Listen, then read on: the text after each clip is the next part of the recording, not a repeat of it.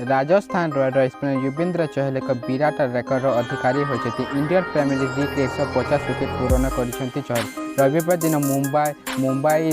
Wankhede stadium Lucknow super giants विपक्ष match रे से यही रेकर्ड हासिल कर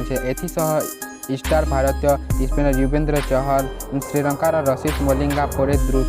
द्रुत बॉलर भाव में यही सफलता हासिल कर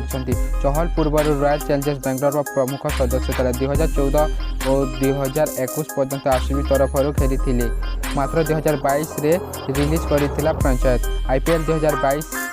2022 एपर्यंत 11 विकेट हासिल कर पर्पल कैप हासिल कर लखनऊ सुपर जायंट्स आगरे घातक बॉलिंग करुथिले चहल और 4 विकेट हासिल करते। फ्रेंड वीडियो केमिति लागला वीडियो भल लगे लाइक करूँ कमेंट करूँ चैनल नु आसी सब्सक्राइब करूँ।